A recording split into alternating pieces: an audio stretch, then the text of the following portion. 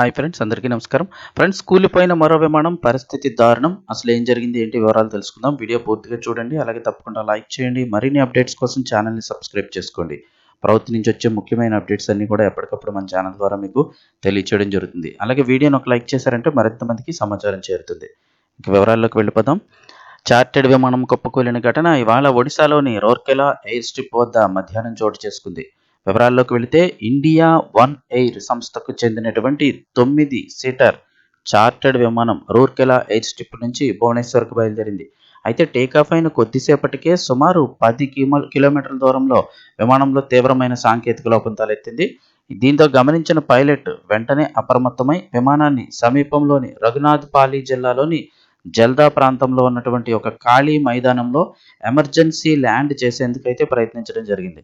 అయితే విమానం రన్వే వరకు వెళ్లే పరిస్థితి కూడా లేకపోవడంతో చాకచక్యంగా మైదానంలో బెల్లీ ల్యాండింగ్ అయితే చేశారు.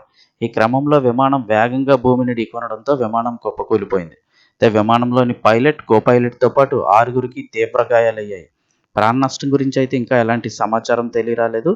ప్రమాదం జరిగిన వెంటనే స్థానికులు, పోలీసులు ఘటనా స్థలానికి చేరుకొని సహాయక చర్యలు చేపట్టారు. గాయపడిన వారిని చికిత్స నిమిత్తం వెంటనే రూర్కెలాలోని ఆసుపత్రికి తరలించారు.